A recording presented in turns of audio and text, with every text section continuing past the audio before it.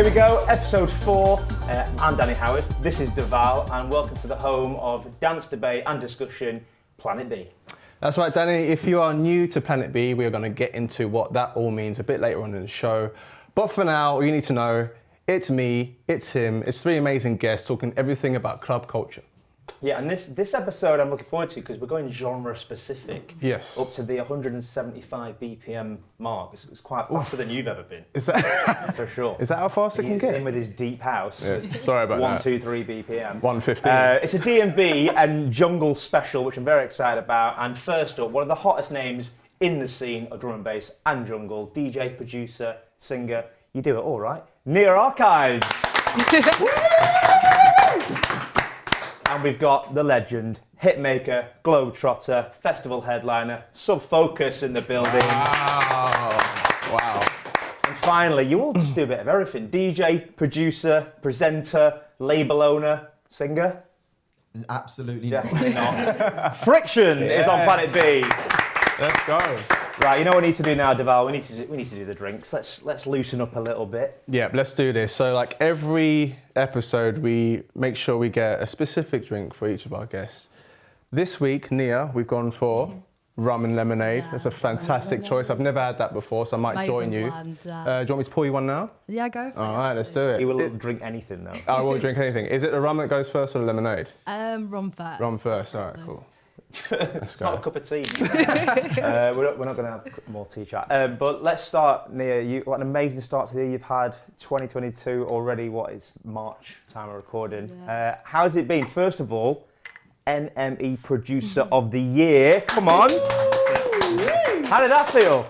Crazy. I didn't think I was going to win, to be honest. I was just like, nah. Did you have a speech prepared? No, because I didn't think it was going to be me. So it happened. I was like, oh, damn. Like, what? What did you say? I was just like, I love jungle. Big up all the jungle. Jungle? I feel like NME and jungle has just not really been in a sentence before. So I feel very honoured to like be waving that flag, definitely. Yeah, no, you're well and truly repping. Obviously, debut EP, Forbidden Feelings. Been playing it a lot on the radio. I love it. Thank you. How's the reaction been for that? It's been cool. It's been cool to see how people are vibing to it. And Yeah. And Is more that music about- on the way? Sorry, is that about right? definitely. Yeah, perfect. All right, Thank cool. you. Do you know, every episode he does this, he pours the drink and passes it over my laptop. I know, I was thinking- And it makes me so Let me not- nervous. I'm like, I wasn't going to say anything. every one of us just went, what? Sub-Focus, thank you so much for being here, man. Thanks for having me, man. Kicked off the year on a holiday in Sri Lanka. Yeah, I was really lucky to get away and just have a bit of a recharge. Yeah. And What's then, it like there? Because my girlfriend who's behind the camera, she's always going on at me. She wants to go to Sri Lanka. We need to go. Right. We need to go, right? Yeah. That's basically why I went, because a lot of friends I was speaking to just like, you had to go. It's an amazing place, and it was incredible. Like super friendly people, kind of like a tropical version of India, and yeah, it was amazing. Unfortunately, it's pretty crazy at the moment. I've got friends out there at the moment that are having like a fuel crisis, so it's like really like bad out there at the moment. But yeah, had an amazing time, and yeah, hospitality and the people were incredible. Amazing. Nice. Just before we move on, drink of choice, non-alcoholic beer? Yeah, I'm gonna go for a non-alcoholic beer today. I didn't realise that the drinks choice would be. Oh, it's mentioned. It's actually the main part of the show. Right. It's the drinks. I love this, but you actually requested a brew dog. What was it called? Nana something. Nanny State, yeah, Nanny just State. because it's like hoppier. But you got another hoppy one. They didn't have that one in my local corner shop, but they did have this cool looking Thanks, man. Brooklyn one. Amazing. So I hope it Thank satisfies. you. No, cheers. Friction. And Mr. Friction, any beer will do, it says on here. Mate, I always thought, I'm a diva at my gigs, but, for here, I just thought any beer, so whatever works. Moretti? Perfect. I'll have the same as well, please, pal. No problem. Ed, we've dragged you away from the studio. You are like album mode.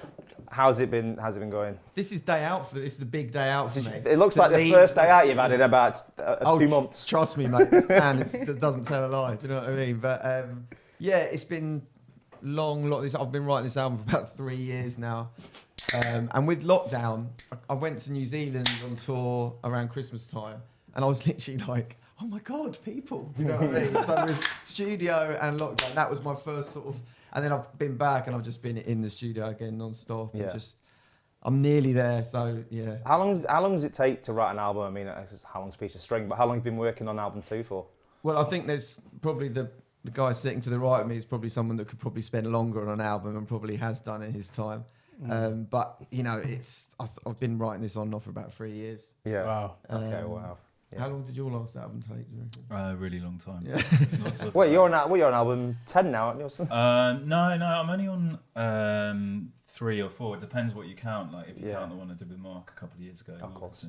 But yeah, I mean, it does take a long time. I feel like it's the process I've got a bit better at over time. But you've got to try to not be too like precious about certain things, and basically it just becomes like an insanely huge amount of work. You're making like a lot of creative decisions in a really short space of time, and it's kind of hard to tell which one's the right one. And Have you trying to always like been- maybe clear samples right up until the last moment or I things bet like that. So it's pretty mad. I think the whole second album syndrome that they talk about is a real thing. Yeah. So I did my first album, and I kind of just I worked really hard on it or whatever. But then when you write the second one, it's like, okay, there's no point spending my life working on this if I'm not going to make it better than the first album and take it to like, I really have wanted to push this as far as I can possibly push myself as a producer. Yeah, absolutely. Because you're like, well, might as well do it better than the first one, Yeah. And How do you make those decisions though? Gotta It's make them like count. you listen to the first album, which is fantastic, and then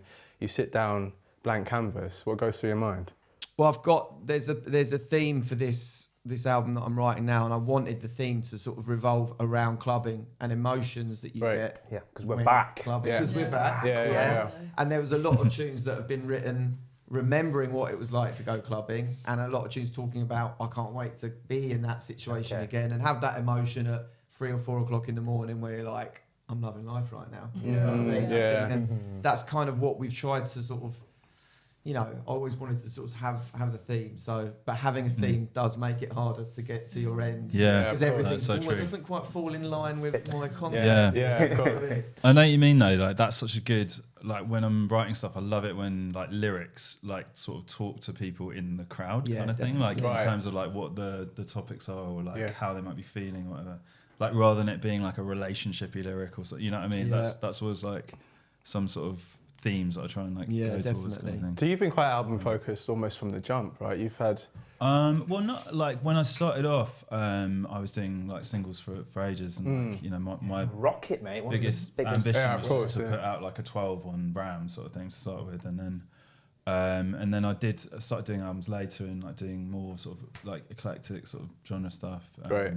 When I started doing the albums, but I think that's when I sort of started seeing some like growth and like started playing different places, festivals, and I think I was at that time I was quite keen to kind of play at different places beyond like the regular places you play in the sort of drum and bass scene at that time. and a body of work took you to those places rather than I just definitely having think singles. that helped a lot. Yeah, Okay. yeah. I think like around 2009 is when like that it felt like everything kind of went a step up. But Amazing. To the main stages. But it's interesting now actually because quite a few people have said to me when I've been like, oh, I've had enough of this album, I can't do it, I don't think I'm going to do it, having those kind of like moments of can I finish this? People are like, oh man, why even bother doing an album, man? Everyone just does singles now anyway. Do EPs like Nia. That's what EPs is like a nice medium. Yeah, it's like So, halfway yeah. point. Have you already started your second EP? Is it done? Is it ready to go? I know you... So I just released my second one. Oh, that was your second one? Yeah, of course. yeah. So the first one was April last year. Yeah, Right. it's gone west, and I'm already like working on EP3, and I know what I want to do for my album, so yeah, I'm excited to get Tell us about it. I mean, I don't want to reveal too much. No, just but, give us a... It's definitely going to be like a heritage project, and I'm massively inspired by like Ronnie Size, so I want to do like a live jungle represent kind of vibe. So yeah, Wicked. I'm excited to do that. Definitely. I really love like how like some of the stuff you're doing is sort of so referential to that era. Like even like the logos and like the sort of all the graphics and stuff. It just like It's definitely like a reference. Like you can see what my influences are.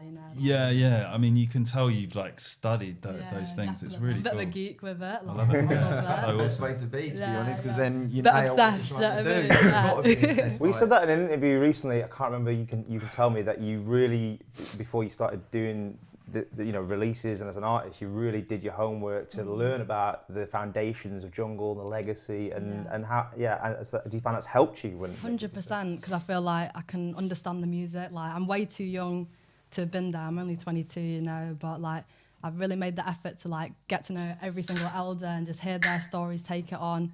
Watched all the documentaries. Like that was what you said. You watched the documentary. Yeah, I've like immersed myself in it because I feel like I love the music, and what I love about it is that like everybody had their own sound, like their own drum sound. Like that's my thing. Like Love Lemon D, Remark, The King of Amen. You know what I mean? So I want people to hear like my tunes and just hear the drums and be like, oh, that's Nia Archives. Yeah. You definitely get a distinct sound, and I think every young producer coming through should do the due diligence and learn about the history, because it obviously helps you with the music. Definitely. I think that's a great thing, by the way, to do that, because one of my sort of moans is when people you get now, you know, new artists that come through and they don't kind of drum and bass and jungle should massively be about the culture. Do you know what I mean? Community, and that always was the sort of vibe. And sometimes I think maybe some producers come through recently that maybe don't go back and do that. Oh, name. I feel name. I mean, I just really like Get the that there's tequila out. there's an artwork like layer to that's what amazing. you're doing, because I think like that's something like I learned as I kind of went on, was like I'm into like design and that stuff as well, and sort of like it's so important to kind of like create sort of like a sort of visual brand as well as like definitely. a sound brand. Do you know what I mean? And I See it think as like you an really art get project, that. like each project, you know. Yeah, It's it's a awesome. full package. And you mentioned New Zealand. You in New Zealand this year as well? I was supposed to go in February, but then they had an Omicron outbreak. Of course they did. So I've been here instead. I just want to mention it because on the first episode when Prosper on, they went with you, right? And you and Mark Wilkinson. Prosper and Wilkinson. Yeah. It was the dream team. No, Didn't have much fun at all. It was a quiet one. It was chilled. who was the worst influence? You're going to say Scream, aren't you? That'd be obvious. We all had our moments. We saw you on your private jets, but the one thing that Prosper said that I found interesting was that drum and bass is so huge out there, and like you and Wilkinson were just like celebrities. Like, what do you think is the driving force behind New Zealand really embracing? Yeah, they really have, and I think there's a thing where, as a genre out there, it's so welcomed, and what I love about it is that they really enjoy all styles of drum and bass. And you know, I went out there. I'd always sort of toured, but I suppose the last sort of 2 or 3 years, it's kind of gone pretty stratospheric, really. Me, Nick, and Dimension did a tour last year or the year before last. Was that during the lockdown? Yeah, I think it was your. It was 21 actually. Start of 21. Start of 21, Yeah. and then this year was with Willis and that was like that was one of the first times I really like noticed how much it was kicking off. I think that maybe the tour before that we did, but yeah, it's crazy, man. Like, it felt like it is like being in a parallel universe where like drum and bass is like the most popular type of music. And like, we were getting like recognised in the street. I was going to say, can you walk down the street like in New Zealand? I mean, it's there's more people, you know. You get recognised there? Yeah, I'll probably get recognised there more than I do in my hometown. Well, come on, Brighton. No, but it's like I mean, it's nice to not have that level of fame normally. Do you know what I mean? Like, it's obviously not something that I strive for at all. But like, it's kind of. It's fun to dip into somewhere where it is a bit more like that, and it's just cool to sit. I guess it's a reflection of how much they love your music, which is a nice thing. Yeah, it's great, man. Yeah, it's amazing the way the scene's gone out there, to be honest, and it's a massive part now of the worldwide sort of drum and bass scene, and it's great actually now because I'm getting the feeling that I'm getting and what I'm hearing is that America is really sort of starting this year. Yeah, I don't know if you've like.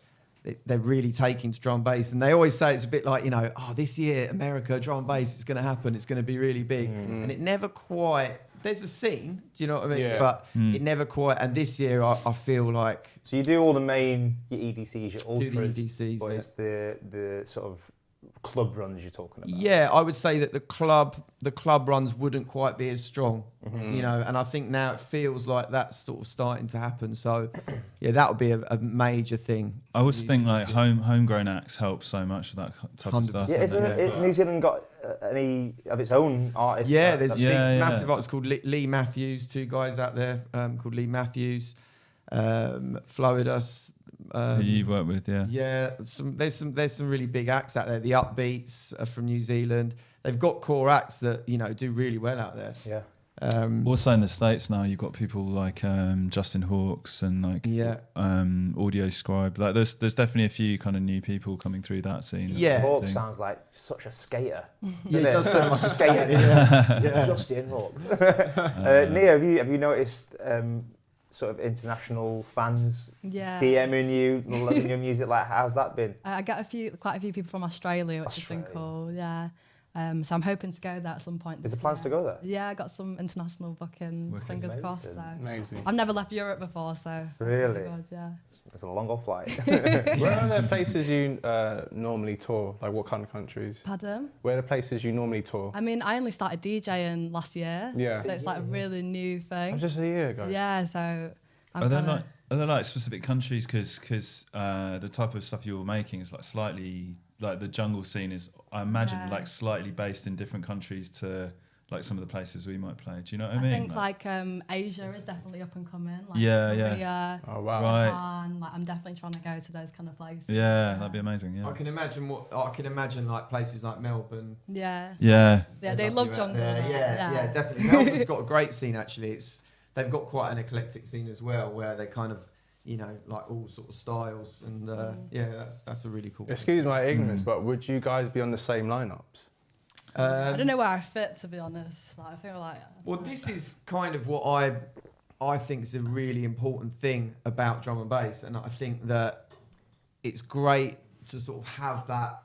Drum and bass really is at its strongest when all of the subgenres of drum and bass are together. So many subgenres as well. There are so many Yeah. subgenres, but I think that's what attracted me to the music in the first place. Because when I first got into jungle, drum and bass, but it was more jungle then. It was like, you know, it was influences from reggae. It was influence from rare groove, influences from hip hop. And that's essentially what jungle was. It was reggae with a breakbeat. That really is how the music started. So I think that, you know, it's so important to have dark drum and bass, liquid drum and bass, you know, more sort of energetic, you know, dance sort of synthy sort of drum and bass. All of the different elements are a key thing. And I really am someone that sort of champions all different styles of drum and bass to be together. Because if I was going out, I want to hear it all. Yeah, And that's of course. that's what I've always been like. So I hope it is. I hope we are on the same lineups, and I hope we do because I think it's a massively important thing. I think that like there's a lot of there's a few new artists doing great like jungle stuff, and I think like like Tim Reaper. Exactly, yeah. So those guys just did remixes for my track Last Jungle. I think you might have played that one. Yeah. So I love the stuff they're doing, and I think it'd be great if I think the scenes are obviously very connected, but like they could be more connected. And, Yeah, for sure. Yeah, I think it's wicked to see that sort of style like really re-emerging. And I do think though, sometimes in certain rays that the kind of jungly sounds, people aren't used to like the amens and like the kind of the crazy drums sometimes. I don't know. No, I think as a scene we want them to. Yeah, absolutely. Do you know I what love mean? it. Like Like, I think that's the whole point. Yeah. I think that's what I think sometimes is really important when I see lineups and I'm like, oh, this looks a bit like, you know, you'd want something to be different. Do you know what I mean? And it's cool in like drum bass is different from a lot of other dance music because like when you're like with more like 4/4 stuff, all the house scene is like, to me it's quite like almost confusing because there's so many subgenres, and like I like making house music as well. I was going to say, you confuse it even further. You made house. I know. So, but when I think about making house, it sort of like stresses me out because there's so many like subgenres to pick, and you kind of have to be in one subgenre almost. Do you know what I mean? Like I feel it's like not necessarily something where you could play. I don't know. You know what I mean? I know what you mean. You kind of have to pick a sort of slice of it in a way. Yeah. Like, which one did you pick? I mean, I've feel like you made made like your a own. few different house sort of subgenres, but I mean, yeah, I don't know. I mean, it's hard to figure out which way to choose. I love drum and bass because it's like I said, like you do get a real kind of, you can sort of jump between the subgenres in one set more. Yeah. Sort of. Oh, because of the tempo and feel, or I just mean because it's sort of slightly, in my opinion, like it's slightly less like the subgenres feel less closed to me anyway. Okay. As in, like it's there's like you just go to drum bass, like you wouldn't go to like a tech house night, or do you know what I mean? That's what I was going to say. You know what I'm saying? Like for you guys, not having a dig at the house scene. But No. It's like what I've observed. It's a drum and bass special. You can say what you want. Do you I mean, I find, love like, house music. with like, would you get like deep house sort of producer DJ act, and then have like a tech house act on the same lineup, or a more techno sort of act? Like certain parties you would, and Yeah. I think now more than ever it's Yeah. blurred in terms of Right. genres, and I think like the younger generation, like when I was like first started going clubbing 18, it was like you either like trance or you like house or you like techno or you like drum and bass or whatever. Whereas now, my little sister's 17 and she likes everything from the Beatles to Sub Focus. Do you know what I mean? Like everything. So I think it's the younger producers coming through and artists coming through are blurring those lines anyway. yeah, So we've had even Ewan on. Like when I listen to his stuff, Yeah. I'm like I can't call it. I don't know what it is. Is it house? Is it tech? Is it like old school ravey? Is it? And I love all that. those things. It's all Yeah, so therefore the lines are getting blurred. Where I feel like me coming up, I was deep house, and then we've danced on the lines in tech house and then also commercial house. So it's like we've done that, but now I think it's anyone's game. yeah. Did you see yourself making anything different? You're just pure I mean, jungle. I love jungle. I made some reggae tunes. Yeah, of course. I love reggae. For my next project, I actually want to like make a heritage project that's like based off my favourite jungle tunes, so like Samba Seam, or like, I don't know, like a disco jungle tune like Tom and Jerry. yeah. So I want to make like Disco actual jungle. Yeah, like I want to make like salsa music and make like disco and then sample those like music, so make the original music. That's cool. Yeah. Yeah. I mean, that's sort of like what Andre Shy started doing. Yeah, he's a I thought. massive inspo for me. Yeah, I mean, like that, like some of his remixes, he'll sort of like do like a reggae version of the track, and then Yeah. sort of turn that into drum bass tune. But I think that's kind of like next level production when you're like making your own Yeah, samples. it's more fun, like just to like Yeah. get stuck in, you know. I think that's Yeah. one of the hardest things, and it's something that I actually tried to do when I've been doing this album, is trying to make music that sounds like a sample. Yeah. To try and because I've tried to sort of try and make some sort of real authentic sort of style, early sort of jungle sounds, and like, it is really hard. Yeah. To make to play music and to get something together and make it sound, there's a few plugins that can really help with that, actually making it kind of sound sort of more analog, or like tape effect things to put a bit of crackle behind it and all that. But it's very, very hard to get something to sound really authentic. Yeah. So that's Yeah, that retro color plugin's quite good. Yeah, that's a I've good seen one. that. Yeah, I use that Love quite a lot. Yeah. But, Write that down. So we wanted to do this drum and bass special because we are obviously fans of you guys. We love drum and bass, but it feels like it's having a bit of a revival at this moment. I'm sure you've all got your opinions on that. Obviously, we mentioned Nia winning Enemy Award. You guys being celebrities in New Zealand. We've got a drum and bass rework of Men Down Under in the charts. Like, there's a new generation coming through. Brucey, Molly Collins, K9. Like, it just feels really healthy at the moment. Mate, I've got to say, with the Lou tune, what's brilliant. Let's talk about that. Perfect. Yeah, okay. So basically, what I love about that is the fact that we'll put on Radio 1 and I'll listen, and it's like, I can hear a dirty, distorted Reese in the daytime on Radio 1. That's my favourite. That's a win, right? Yeah, Yeah. more of that, please. You know what I mean? No, absolutely. What's your view on that tune? I think it's really well made. I've thought about playing it, but the fact that it's a remix of I know. London just gets me, stops me from doing it. But like, that's exactly what I I thought. might when be they sent it to ostracised from radio. the drum bass It scene, was but- like, when on paper, you're Yeah. just like, hell no. But you listen to it, you're like, actually, it's all right, you know. Yeah, I did no, kind it's of like- really well done. I'm happy like what's happening with it. It's cool. It's Can you really talk cool. me through the complexities of the bass, which I think all of you have in your music? I know it's going to get all technical around, but I actually heard it on the radio on the way here. Yeah. And for me, I mean, I'm a very bass-heavy specialist in the house world, but when it comes to anything D&B and jungle, I mean, that takes the biscuit. That's ridiculous, the art form of bass in general. And in that record in particular, I hear 3 or 4 different basses going on at the same time. Yeah. Some subby, some moogie, some... Yeah. What's going on? A couple of little womps in there. Yeah, what's going on? And how do Love you a even womp. mix that? I love a womp. I love a womp and a dirty That's crazy. beast. Yeah, I think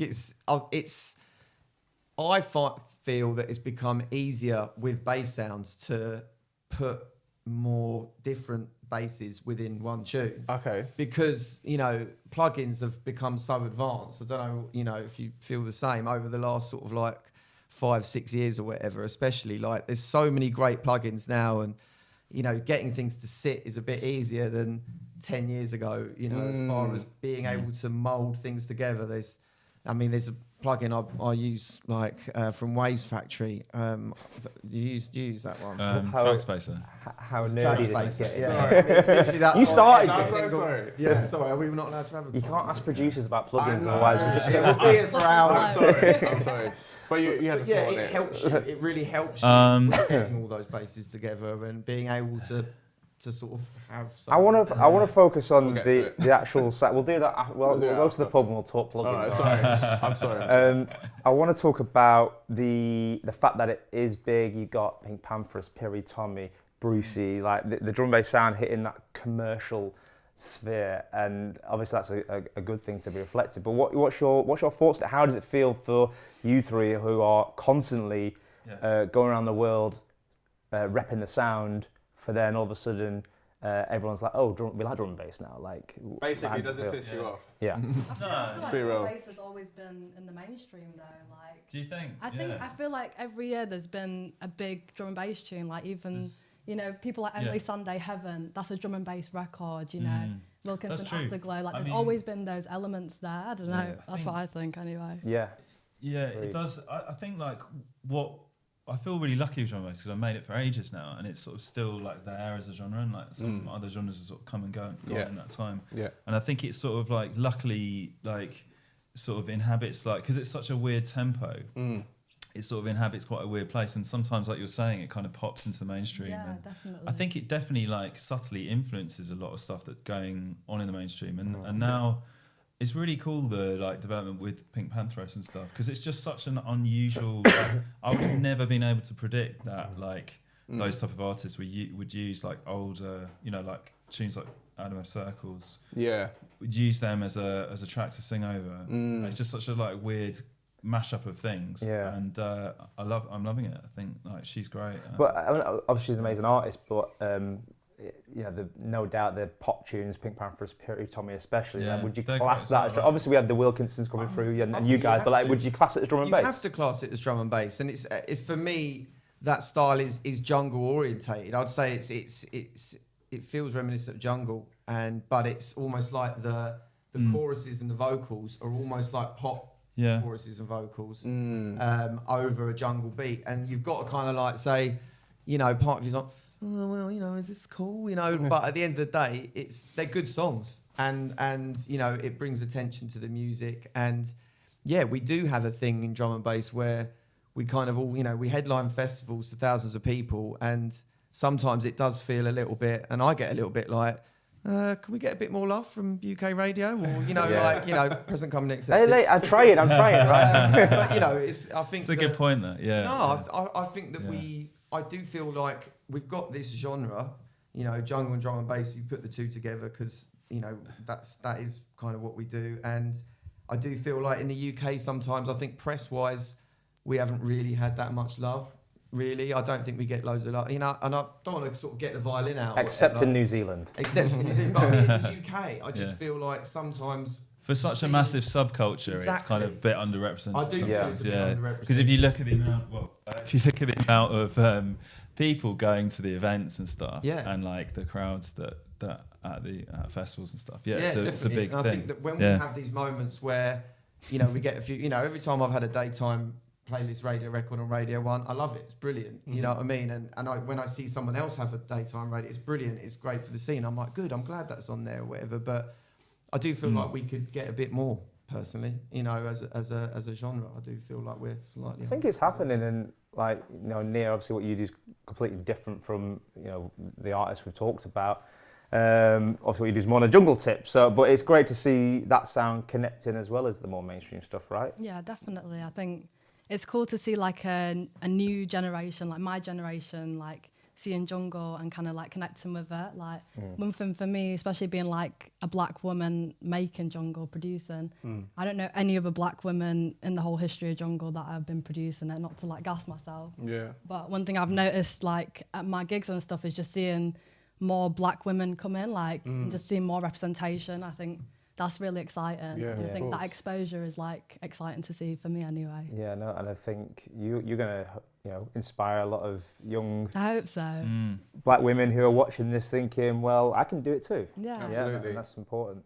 There's a lot coming through as well, like, you know, yourself, Sherelle, and then like, you know, males as well, Brucey, K&R, Molly Collins coming through. What do you think about producers being behind the scenes, and it's like the singers coming through as well, and the artists? I think that's a good thing.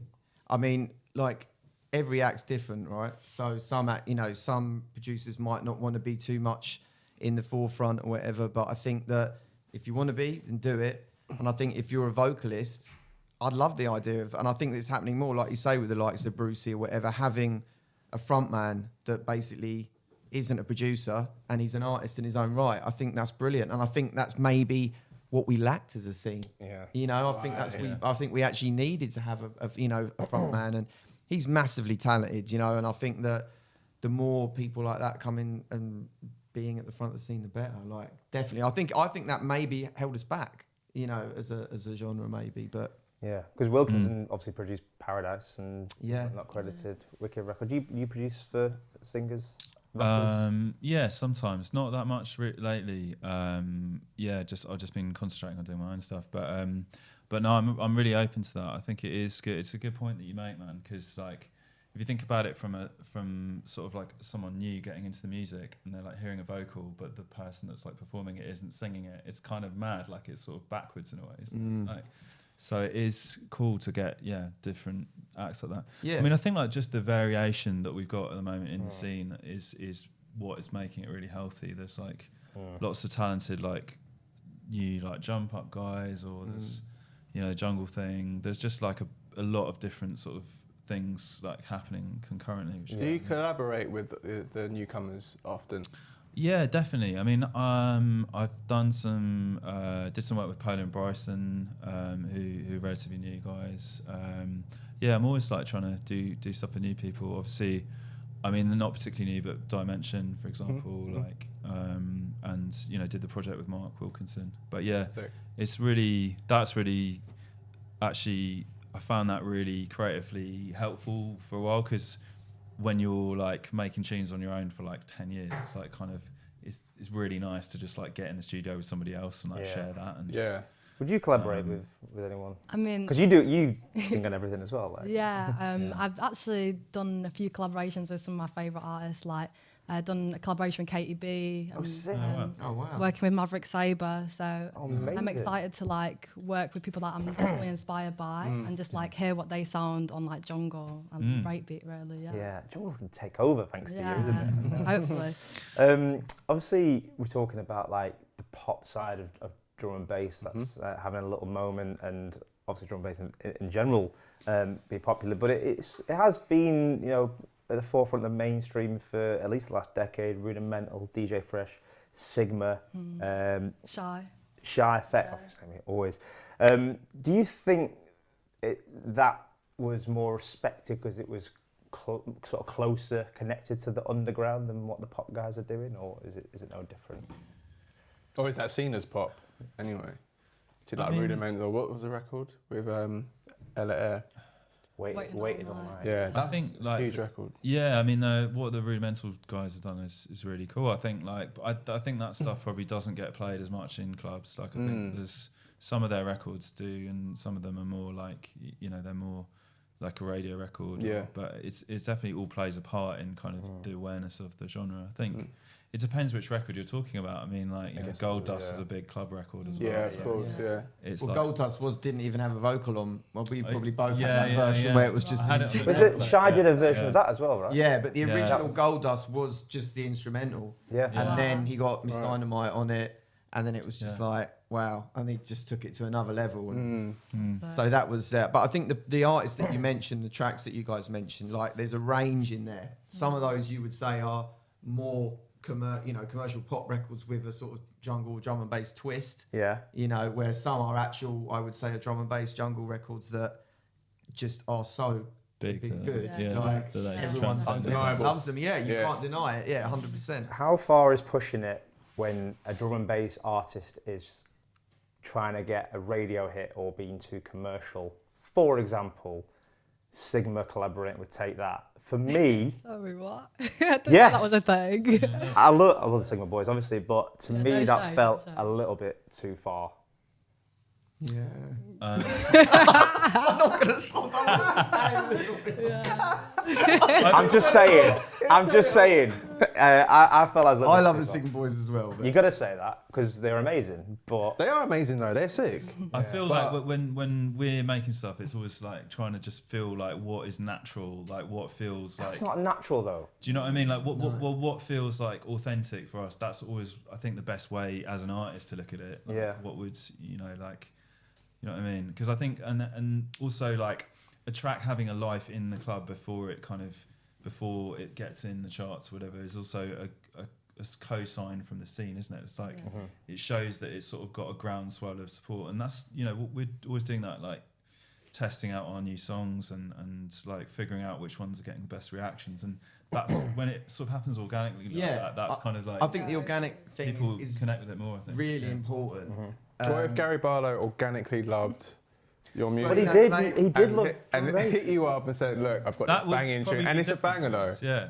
I And mean, it's an amazing tune. Like you heard it, like he sent it to you, and you're like, "Oh my god, this tune's sick." You like it, Yeah. but would you Yeah. go forward and do a collab? Would you replace You the know, vocal? Gary, I'm sure. He's an Gary- amazing writer, so you He's a could have good do writer. that. Yeah. I'm sure Gary's a top man. He's had a lot of hits. But, you know, if he was Go a on, top man, Gary. I'd probably be like, no, it's cool, mate. You know, but I think it's very important. I think that it's like, you know, if I've written a track, the last track I had on that went on the playlist on Radio 1 was good to me, and that tune I had been playing it for about a year with no vocal. Right. So it was just an instrumental that I was playing out in my sets and just like, oh, it's good for mixing or whatever. Then I had a vocal that was for a completely different song and a completely different key. And I just pitched the vocal down. It was like, oh, this kind of works. Done, yeah. And then they sent it out and Annie made it hottest record. It went on the playlist and it was like, it kind of blew up. But I didn't intend that tune to blow up at all. Yeah. Like that was not, I just thought, yeah, this is cool. I like the bass. It's always the ones though, isn't it? It's And I great when think- it's not forced. And I think you Yeah. can tell that when you're like in sort of club world, because you're sort of like, just testing out stuff all the time. Well, I was going to ask you because you've managed to sort of maintain a constant level of success with your releases, so much radio play. How have you managed to walk that tightrope? Because it's a tricky balance to strike to stay true to the underground and what you know the foundations that you built, but also have that be able to cut through to the mainstream as well. Yeah, I think there's a bigger divide now between like, I feel like about 10 years ago, let's say, when I was putting out records or thereabouts, like I feel like sort of pop dance and dance were basically the same kind of thing. I think now this feels like there's sort of some artists who are making stuff that's more like in the pop world. I'm not really thinking about drum and bass acts here, but I'm just thinking about like house producers or whatever. I'd say, you know, I'm sure there's some producers that you probably wouldn't play because they're just more in that pop world, but it's still house music. Yeah. I guess there's more of a separation now, and I guess we've fallen on the side of, I mean, my first love is always like, you know, underground jungle drum and bass, so I'm always going to sort of go back to that and make sure that the more commercial records I do feel like natural and don't feel too forced. I don't feel like I just don't want it to sound like I'm trying to reach for some sort of extra commercial success. I think that's the kind of golden rule. So I think the thing is, I think you, like Nick and Chase and Status, have probably done that the best out of any drum and bass act. I think what's been brilliant that what you guys have done is you've managed to sort of attain those levels and have that sort of grand kind of like want from people for your music, but you've never kind of gone too far into that commercial world. You know, like you and Will and Saul, I think, are the best for that. Yeah, oh, thanks, man. Yeah. I've always been a bit wary of it, I guess. But yeah, it's a tricky balance to strike. Yeah. Being true to yourself, I guess, is the key. Yeah, that is important. Do you want commercial success in that way though, like the number ones and everything that comes with? Some people don't actually care about it. Some people say they don't care about it, but really do. Deep down. Yeah, You do. I absolutely do. But then I don't as well. So it just also depends. I think it's not like I could. It's not like the be all and end all. But Yeah. I love when I'm making a tune and it feels like, wow, this is like really catchy or really. Yeah. It's got like a bigness to it. Like Yeah. that really does excite me. And Yeah. like, it's just got to be it's got to feel right with, but I love it when this, I mean, I'd absolutely love to kind of get to those levels for sure. Yeah. And Nia, if you get to number one with your jungle-infused music, would you celebrate or would you be like, I would, yeah, but I'm sure about very this. like selfish music maker. Like everything I make is for myself. Absolutely. Like Yeah. it's all like it's like a diary. I get a bit embarrassed when I listen to my music in front of people. Oh, really? Yeah, because it's actually like, oh my god, you're hearing what I'm thinking right now. Like it's intense. You're But a purist. That's good. When you DJ now, do you prefer to play other people's records then? I like to play a lot of like, I've got a specific sound that I like to play. Like I love 92 to 96 jungle. So I play a lot of like jungle that's contemporary, like 2022, but it has got that Oh, sound. cheers. And then in my DJing, I do a bit of toasting because I grew up with sound system culture and I sing as well as DJing. So there's a lot going on, but yeah. I need to admit, because I was playing your records on the radio before I saw your Mix Mag Lab, and then I watched it and I was like, oh my god, she sings her own records. I didn't know you the vocalist as well. So Yeah, I which mean, is it's amazing. usually the other way around. People think, oh, I don't produce my own records. I I'll thought take that. I'll take I it. thought that originally you were just singing, you know, and then when I found out you produced as well, I was like, hell. Yeah, I think it's interesting because maybe it's just because I'm a woman. Like, I don't think if I was a guy, people would be like, oh, do you produce your own stuff? Like, And do you think you get asked that a lot? a lot, but obviously recent events, I feel like I've kind of proved myself as a producer, and that's what I wanted to do with this second EP, just kind of show that, yeah, I'm a girl, but I can do it as well. You know, it's good that you've done that. It's also a bit shit, really, isn't it? Yeah, that people had that perception. Yeah. It's mad, like how, I mean, it's a shame, like there aren't more female producers. And I was thinking about this, and it's like it's probably a lot to do with like role models and like, yeah. you know what I mean? Like No one's going looked back up to what there. you were saying, it's like having people like you do this is definitely going to like inspire a lot of other people to do that. Definitely. And Have you had I any? don't know what the other reasons are. I don't know. I just can't like put my finger on it. Maybe because it's been a male-dominated Bit of a boys' industry. club. Yeah, It was a bit of a I'll be boys' honest. club. Yeah. Yeah, 100%. I think you're 100. I think the whole- like right. The whole Not just sort drum and of, bass. I think the entire Yeah, But dance we music needed, scene. Yeah. I think we needed, and that's the one good thing that's come out of lockdown, is that actually lockdown is almost like a little reset for the scene. And basically what happens, a lot of promoters, you know, sort of started saying, right, we need to make sure we've got at least one female artist on our lineup. Come on, there's so many talented female artists, like, and now it's like the norm, and it feels better. It feels like we're a bit more. We're starting as an industry to, you know, include, you know, more females and like think about sort of like, we don't just need to be a boys club. That I don't like definitely that. happened in It in like techno, especially much earlier. There's like such a like much more varied sort of like male female ratio sort of thing, and now like that's permeating through into our scene much more. You know what I mean? Yeah, It's much good. more balanced, which is great. Have you had any young female producers message you after seeing your? Yeah, I've had a few people being like, I'm trying to make tunes like you, which is Oh, sick. But I also that's so think like inspiring. it's cool. I think same way I'm like, just do what you want to, make what you want to hear, because Yeah. that's what I'm doing. I'm so selfish with it.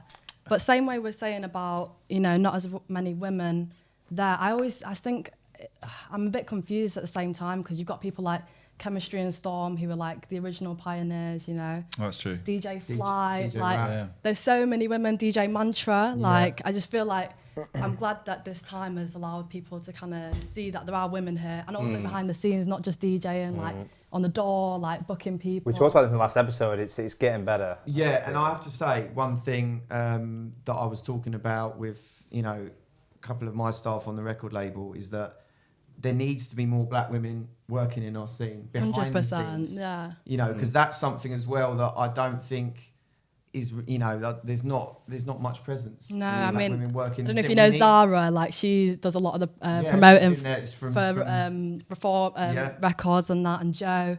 I know all the black women in the scene, like I know every single black junglist because there's not a lot of us, and like I'm really hoping it changes. I think it's going to. Yeah. It feels I that think way. so. It feels Yeah. like it's happening, and people are like, right, we need to change this. You know. I mean, it's definitely always like a really multi-racial scene to start with, you know. Yeah, yeah. And The it's old like- school like documentaries that I watch, it's like Yeah. so diverse, and Yeah, like yeah. there's white people, black people, gay people, straight people. Like I think that's what a rave should look like. Yeah. So. Yeah, definitely. That was what it. you That know was what what I it mean? was Kind of actually almost all like about. the Was Yeah. going to a Unity. rave to see, Yeah. you know, to be amongst people that you don't maybe necessarily be around. You know what I mean? And meeting people with different, colours and creeds and all that. That was what it was about. So I hope it does go back to that. Yeah, and so, closer to home for me with Radio 1, obviously just announced the first permanent female presenter of the drum and bass show, Charlie T. Yeah. She's starting in yeah. September, which is Yeah. obviously great for pushing diversity forward in drum and bass. Any tips, Friction, because you hosted that legendary show. for I years. actually, Danny, do you know what I remember? Because we joined Radio 1 at the same time. We did. I Yeah. remember we We're sitting in that little grid, all like nervous, like, should Because- I talk to him or not? Like, no, because we were waiting to have our first pictures done for the website, and I remember they were the worst pictures I've ever had. yeah, I had a couple and the of fire shots. escape stairs. It was. Was that the very- old it was building The then? old building. That was, Yeah, it was the old Clip building, Stage. but that was, God, yeah, that was, God, 2012. yeah. Yeah. Any tips for Charlie? She watches Charlie. I think, like, I'll tell you now that Charlie T is a brilliant presenter. Yeah. And I think that she'll do really, really well. And I think the best thing I would say to Charlie, which camera should I say? Is like, I think the main important thing is like being yourself. And, I think that is when you're presenting a radio show and, you can hear it when you do it. You can hear people, the best presenters on radio are the ones that it just sounds like it's themselves playing what they like, enjoying the hell out of it, and playing, just playing the music and being passionate about it, which I think that's the main thing. So she's going to be great. She'll be amazing. And she follows a long line of amazing hosts on that. Fabio and Groove, yourself, Renee recently. So it's going to be good to see. I want to talk about Glastonbury. Let's do it. Because it's coming up and it's all very exciting. And I've never been. Wait, are you not booked? Either. I'm not. You're I'm not. Oh. Don't. It's a sore subject. Don't worry, I'm not booked either. Good. We can watch it on TV. We can, yeah. In your front room. You could get a little, a little camper van together and go out there. And have a Yeah, I know. I want to talk about it because you guys have been. yeah. Yeah. Drum bass very well represented at Glastonbury, right? Yeah. Yeah. Most memorable set. I hear there's a lot of extracurricular activity that could lead to situations or funny stories that maybe you could tell us if any such thing has happened to you at Glastonbury, or is it just all forgotten? I've always been pretty good actually, and when I've gone there, I've actually gone and I've actually left that night. So I've been lucky enough to be driven there. You got scared. So you did. I'm not really You haven't a good- stayed over there. I'm not a camper. Oh right. Yeah. Like I'm not Toilet really. situation. No, it's like I want my shower. I want my all my bits. You know what I mean? So I have never. But I've played probably across 6 or 7 stages there of varying size, and it's unreal. I mean, last time I played, it was like in an Aztec stage or something. That's a wicked stage, the temple stage. That was it. Yeah, It yeah. was ridiculous. Yeah. And then that was pretty amazing. I did the Radio 1 thing. I did a little half an hour set live on Radio 1. Had no MC. I don't normally sort of You MC? touch a mic. No, I didn't Oh, touch right. the lyrics or anything. You know what I mean? But I did swear, and I remember oh no, and you're actually a presenter as well. It's like, oh. So no. was it being broadcast? Yeah, it was live on Radio 1. Oh right. What did you say? Do you get fined? Can I swear on it? Yeah. Oh yeah, I said fuck really loudly and aggressively on the mic. It was- Well, just in isolation, just like. yeah, I can't remember the context. I must be playing a decent tune as well. What about yourself, Nick? Oh man, I'm trying to think of some good PG stories from Glastonbury. No, we don't. No, We don't no want the PG. PG. We want the X-rated. I mean, the last The time adult I did it was No, one of my explain. favourite times because the weather was amazing, and did 3 sets. Did one with Mark in the dance area. Did an after hour set with Dimension.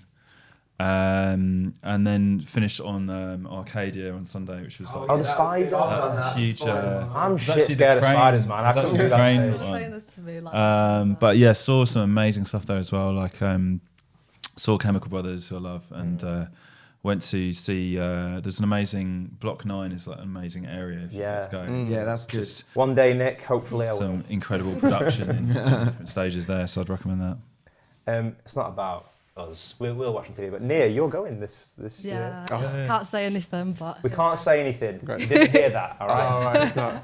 But you're going. So, are you My excited? first time as well, yeah. Yeah. I've not really like done many festivals, so I'm excited to like get into that. Definitely. Well, that's a big one to start with, isn't Yeah. Is that going to be the first festival? And I did a few last year. Okay, yeah. Like warm up once. With festivals, is it DJ or are you going to be doing a live thing? Do you sing over all your sets as well? Like Yeah, this? it's just like I just enjoy it. So I'll be Yeah, like just bring the toasting, vibe. hosting, singing, DJing, jumping Nice. up and down, it? Nice. having a boogie. You know. Wicked. Friction saying that you didn't have an MC actually leads us nicely onto the Planet B subject. So every episode we like to ask a question and you guys bring contenders and then we talk about it, we debate it and ultimately decide one of those contenders to go on to Planet B. So far Tisha's on there, Pussy Palace, which was that influential club night, most influential club night in the UK. I was going to say I haven't heard of that MC before actually. Pussy Palace. And then the last episode was the greatest selector of all time, and I forgot to print out the contenders, so yeah, it was a bit embarrassing. And Heidi suggested Andrew Weatherall, one of the greatest selectors of all time. He won, but we couldn't officially induct him onto Planet B. This week I did remember to print them out, so I'm just going to put this on there. That's not it. So there we go. And this is actually a nice picture of Heidi with Andrew Weatherall. So Andrew Weatherall officially goes on to Planet B. Hopefully the sign stays up. And this week it is about it's about MCs. It's the greatest The MC greatest. because MCs are obviously a big part of drum and bass, big part of your sets.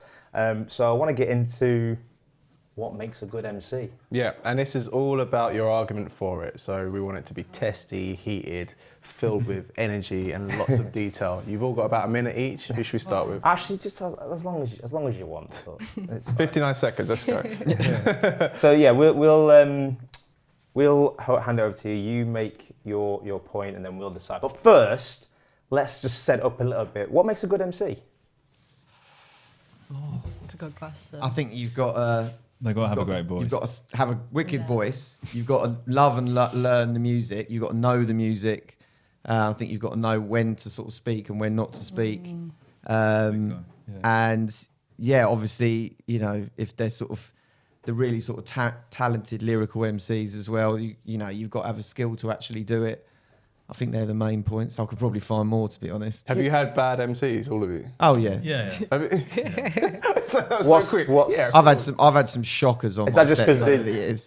They talk too much. I mean, my number one thing is like Singing chatting over vocals. Oh, yeah, is the that- worst, 'cause Oh, it's God. like it just it doesn't let the track breathe. That's got to be rule number one, isn't it? Do you have an MC? Yeah. You are your MC. the No, MC. no. Yeah. But imagine you're there singing live, and then I think it'd be too much. some MC Too comes much over, going it's on. like, yeah. Well, I think it's the reason that like me and Ed work with the same people Yeah. over and over now, because it's like you get a sort of like Professional MC. A rapport, and Yeah. you know, I work with a guy called Linguistics. Nick works with ID, and you know, you work.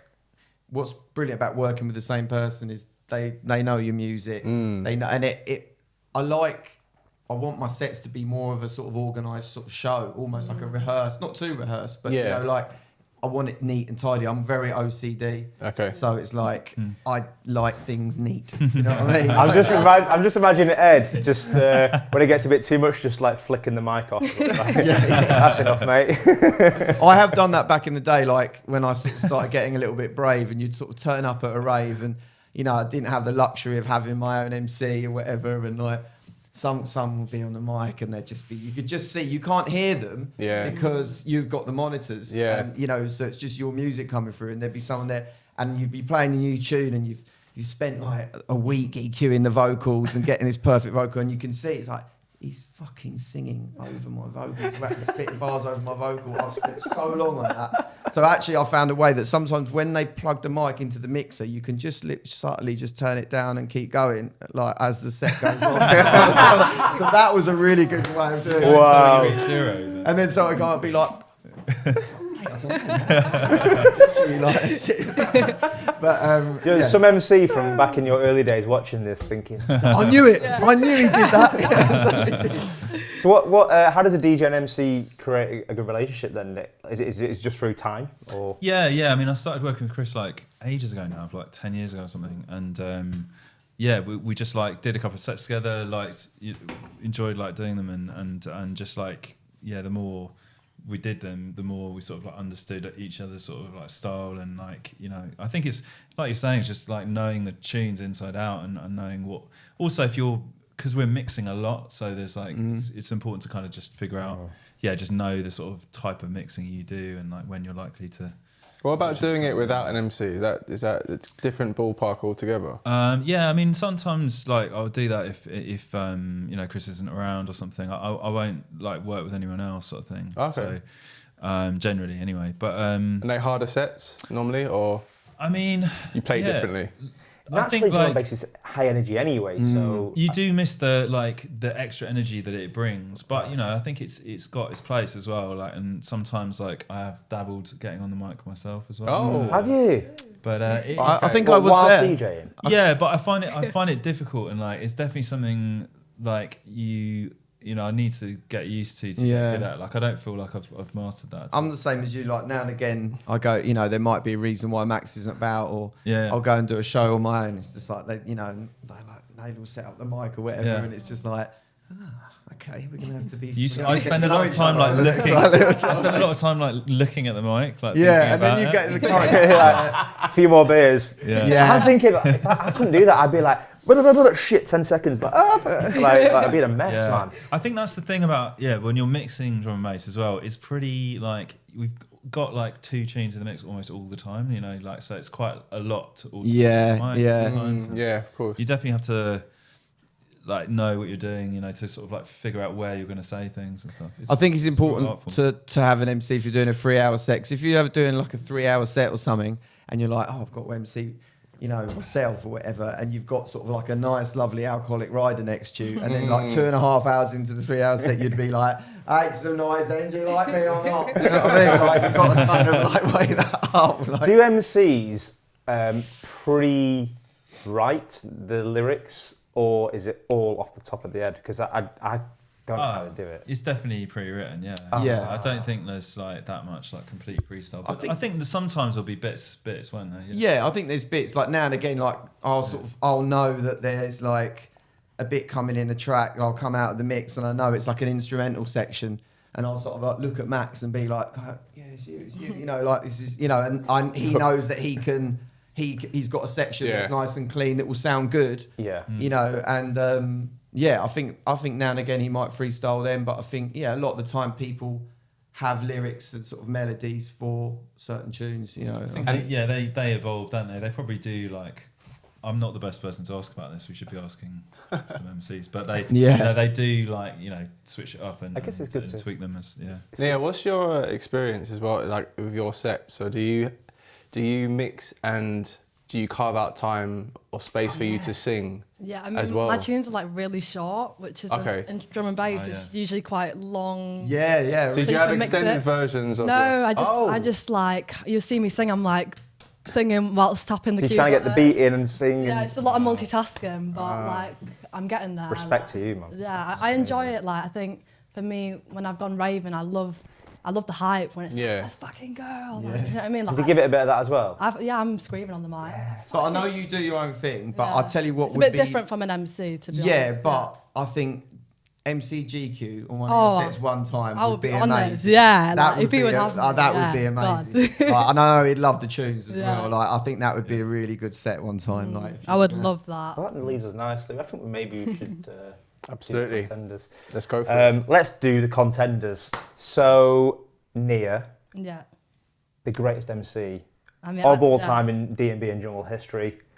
go. The floor is yours. I Put had your to go case with forward. Oh, GQ. really? Yeah, I chose GQ. Yeah, I know. Thank you. Look at We that. hadn't spoke before. No, this wasn't pre You rehearsed. planned this. Why GQ? I just think he's a legend. Like for me, when I was going through the archives of Jungle, I love Randall. Randall's one of my favourite DJs of all time, and like I watch a lot of like Randall and GQ sets, and I'm just every time I like listen to them or watch them, I'm just like, wow, like he's just got such a presence, and like he's a legend. I've been honoured enough to meet him a few times, and like I played at XOYO with Rage a couple of months ago. And like GQ was stood at the side watching me DJ, and I was sweating a bit. I was like, shit, like GQ's there, like damn, like. Did you meet him? Yeah, he was like proper clothes, like watching me, like seeing how I was mixed. I was like, damn, like I don't want to mess up right now. And I played one tune, and it was bare like breaks, big fat bass, and he like wheeled it up, and like for me that was like the biggest cosign that I could have. Like. He's so good. I remember that the first time he ever MC'd for me, I was like, it was a Renegade Hardware night on a boat in Paris, like, I don't know, 16 years ago or something. I just was coming through into the scene and But everything. you burst into I nearly said burst. I thought I was a bit burst in. you know what I mean? But I was just sort of coming through into the scene and... oh, you've knocked me off now. Sorry. Anyway, it was on a boat and it was it was a bit sort of shaky. Anyway, I'd come on at 5 o'clock in the morning, really happy, and they were like, yeah, GQ's going to MC for you. And I was like, oh, mate, it's going to be so good. And it was, back in those days, I was playing vinyl and dub plates, but the boat was, and I was really hyped up, ready to go. The boat was shaking so much, it was making the needles jump all the time throughout the whole set. So I'd look forward to this whole set with GQ, and basically, the needles jumped the whole way through, which, as you guys know, is horrific when you're trying to DJ, because it kills your set. There's nothing you can do. You can't mix like you can normally mix, and that was horrendous. We've done quite a few sets since then. That's a complete contrast to Nia's story. She got wheeled up. Yeah. Yeah, I mean, that's like, I was, But yeah, Okay. absolute legend, amazing MC. Yeah. He is. He seems like the nicest guy, and in it for the right reasons. Like he just loves the scene. I was watching. He's an original as well. Yeah, I was Yeah, watching an interview with 100%. him, and he seems like an amazing guy. But the interviewer was like, "Who's your best DJ in the scene?" And he was just like, "No, like obviously he didn't even name Randall. He was just like, they're all amazing. They're all amazing." I was like, "This guy's like proper." Okay, Friction. Put forward your contender, please, for greatest MC in D&B and jungle history. For me, it was personally, there was only one person, and it's actually someone that sadly passed away recently. But he, for me, will always go down as an absolutely massive MC, not just in jungle and drum and bass, but in UK music, and that's Skibadee. An unbelievable talent, like, and he's inspired so many people over the years. He inspired so many people. And he brought that whole kind of like, there's so many different styles of MCing, but he really did bring the double time MCing thing to the scene. And he did it so amazingly. And he was a lovely, lovely bloke. And during my time of sort of coming through as an artist, I went away and did quite a few gigs with him over the years. And I was really lucky to sort of get to work with him. But I remember he was a lovely, lovely bloke. And one of the reasons why, this is another early one from when I was coming through, I actually went and did a set on Cool FM. And it was the first time I'd ever played on Cool FM. I was really, really nervous.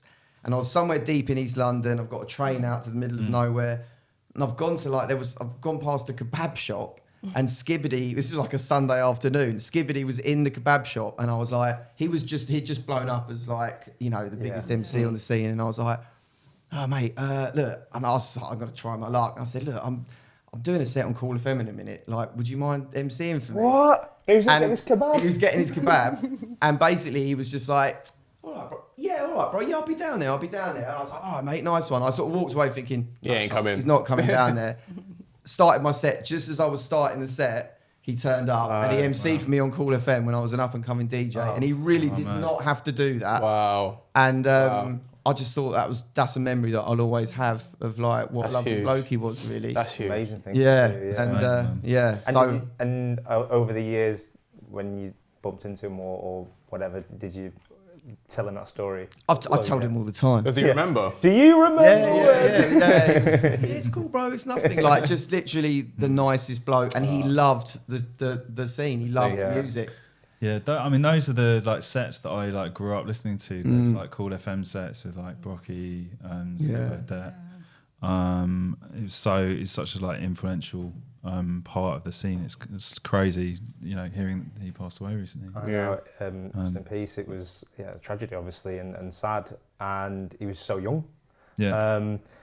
So Focus, we asked you, and you picked the same as these two. Yeah, We're trying to get an argument going. I know. You can't really argue. So basically, They're No. both legends. They're both. Just, I don't know if you want to say a few words about Skibadee and GQ. Yeah, absolutely. I mean, like, yeah, it's kind of mad when I sent my selections to you and you were like, they've already picked them. So Actually, I think Sam, the producer, wrote back, sorry, you're too late. Need another one. Yeah, too late. So yeah, I mean, GQ's his voice is drum and bass, and like I think because when I was coming up, I was sending demos to Andy, and I was basically going to the end to the Ram nights there, and they had a big partnership at that point. They always used to work together, so I always like just associate his voice with those like early formative days of like going to the end and hoping to hear my tunes and stuff, and like I was saying with Skibber, like I used to early on, like one of the few places you could hear drum and bass was on Pirate Radio, and like I was always tuning into those Cool FM sets. They did a Cool FM CD at one point, which was like him, Det and Brocky, which was like absolutely rinsed to death. That CD. You remember that? Yeah. And I mean, they're just like, but I mean, there's so many other MCs you could talk about. I mean, there's even people like I used to love MC Conrad, who MC with Bookham for years. Yeah.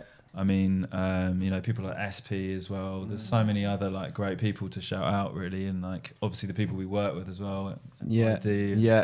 Linguistics, Stu, and, SP, Linguistics, Dynamite, ID, Dynamite. Do you have Got the list of Yeah. honourable mentions. Oh wow, Dynamite has to be in Rage. there. I mean, Rage. Right. We've got Rage, Harry Stamina Shosser, as well. Chickaboo, Yeah. SPC, Stamina, Chickaboo, big up. General Levy. Obviously. General Levy. I was really lucky Yeah. actually last year when I came out with you guys. Yeah. That because Max Linguistics couldn't do it, and I was like, oh, who am I going to get? And my manager said to me, like, I think Dynamite can go out and do this tour with you in New Zealand. And I had Dynamite, and that was amazing. Like he's just, he's the ultimate pro. Just turns up and so that was amazing to work with him because I hadn't worked with anyone else for so long. Yeah. And Dynamite has to get an honorary mention. It was cool to just to be able to like spend a bit of time with him and like talk to, like you were talking about Represent earlier. That was such a massive album for me when I was growing up, and like just telling somebody, like just talking to them about that, how that was really cool. I hope your own MCs aren't offended that you didn't pick them. We've given them quite a few mentions, haven't we? Okay. I say this every episode. It's You gonna be do. so hard. Yeah, This. it can only be one winner. We've got them both here.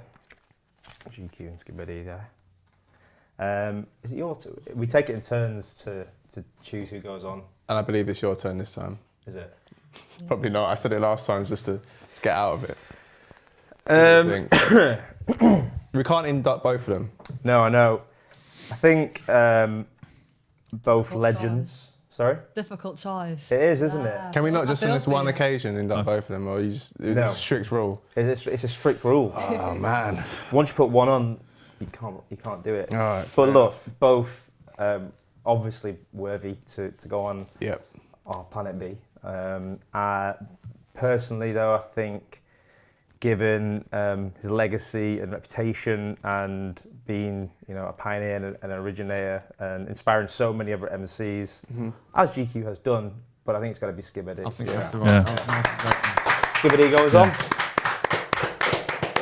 Wow. That's an emotional one, Yeah, man. I'm going to say. Okay. What's left? What's left? So, We do it every episode. oh my god, the end. don't put me on the spot. What is it? All right, okay, cool. Socials and all that kind of stuff. No. No, come on. What have I forgotten? AOB. Oh. He still doesn't know. I still don't know. Any other business. Oh, okay. Completely Sorry, forgot. that was cruel. Yeah, that you was completely cruel, threw me, put sorry. me on the spot here. You've been killing it all day, and I've been sitting there coasting as a co-host. It's like, yeah, he's got it. Just put me on the spot right at the end. Right, any other business, Nia? Which basically is your opportunity just to say what you got coming up. If you want to plug any singles Little shout-outs or and promote or shout Yeah. out? Yeah. I mean, Go on, Nia. I've just released my second EP, Forbidden Feelings. Incredible. So check Love that out that. if you wanna. Congrats. Also got a banger coming out, if I say so myself. I'm not gonna lie. Made a little tune, little collab with Watch the Ride, who I love because I love Brando, I love Die, obviously love Dismantle. Been playing it out in the raves a lot, and the reaction's been insane. So I'm really excited for that to come out. So that's going to be next month, and yeah, I'm just Amazing. excited to get into festival season really. And Yeah. play Fantastic. gigs and stuff. It's going to be sick, isn't it? Shameless promo from me yeah, there. got It's gonna be done. It's gonna be That's what you done. gotta do. So folks, sorry, we got we're giving you a floppy mic. Defective Sorry mic. about Yeah, that. sorry about that. No, that's it. What about yourself? Yeah, so I just had Recombine out with my Culture good friend Culture Shock. Amazing record, yeah. Congrats. And I've got a remix of A Craze Do It To It coming. Have you? Yeah. Oh, amazing. Yeah. So I just did it as a like without being asked, sort of when it came out, and they liked it, so that's cool. And then I got a big batch. It's of new always good releases. when they like it. I Yeah, guess. yeah, no, but I mean, I did it like unsolicited, and Got then it. just like, sort of Yeah. sent it to them on a whim. But and then I'm just readying a big batch of new music and getting ready for festival season. So Amazing. yeah, got lots of new releases to come this year. Fantastic. Recombine. I don't know if you heard the tune. No, But I played it a few times on my show, Okay. Oh yeah. and it's just got such an amazing build that yeah. I almost turn into an MC. Really, I want Friday night, and I was like, what am I doing? Ruining Well, I mean, the, that ruining the tune tune. is like I love like getting influenced by like house music and stuff. Yeah. And, like just trying to make tunes like that where it's really like house and tech Yeah, sort of influence basically. love it. Amazing. And Ed, when can we expect second album? Well, firstly, I've got to say I'm really gutted that A Craze remix is coming out because that was a really nice dub plate that I had in my set. I always Isn't hate it when annoying? tunes come out. Why? Don't be so selfish and release it. No, that's wicked. Keep it for us. I really want to hear that tune with Watch the Ride as Yeah, well. yeah. Oh yeah, Okay. me too. Yeah. But yeah, I just I've got my one of the last singles from my album Believer, which is out at the moment. That Played it, mate. actually, yeah. Of course. And that's been going down really well. Finishing the album, and then big summer of festivals. I think got 30 or 40 festivals this summer, so it is going to be. It's like like into the fire sort of thing. I've never Like- done it before, so I'm It's a bit kind of I giving love me it. slight anxiety. actually. Yeah, I am. Looking at my diary because I'm like, okay, I need to But- finish a lot of music Yeah. and somehow play 30 festivals. Yeah. So it's going to be good. But yeah, I can't wait for the summer. Because last year, our festival season got basically in the UK got September, put into, like right? 2 weeks. Yeah. And it was just like, this is amazing. But by the end of it, I was like, oh, I think I Oh need my to- God. I need to not drink any alcohol for a while. Do you know what I mean? It was like- So out of practice after so long out. Oh, I was a cheap date, mate, for a whole 2 weeks, literally. yeah. Any advice for Nia? Because like you're pretty much going on your first summer of proper like festival touring. I Like only started DJing last year, so it's like yeah, head- like head how does she first, manage a basically. hectic festival? I'm not sure I'm the best person to give advice to give advice, to be honest. But yeah, just, Don't do what Friction did. yeah. Yeah, don't do anything I wouldn't do. Okay. I think that's a nice place to leave it. It's been an absolute pleasure, guys. It's been so fun to talk. You guys have been fantastic. Episode 4 of Planet B done. We decided that Skibadee is the greatest MC in history of drum and bass and jungle. It was a tough call, but I think we are unanimous in agreeing that it was on there. But he's there. So joining Tisha, Pussy Palace, and Andrew Weatherall. Fantastic. Yeah, and if you've enjoyed the show as much as we have, we'd appreciate if you hit that subscribe button. It goes a long way. Also, make sure you follow us on the socials. I think, Dan, you got the socials right there. That is at Welcome to Planet B. I thought I would say it because you got it wrong last time. Got it wrong. People are following We Are Planet B. It's not that. So all I've done is take the piss out of him the whole time. I think you've been a bit hard on him, actually. You wait till next episode. I'm going to get him. I'm getting it. Thank you, Friction, Nia, some folks for joining us. See you next time. Looking forward to it. Another trip to Planet B. See you soon.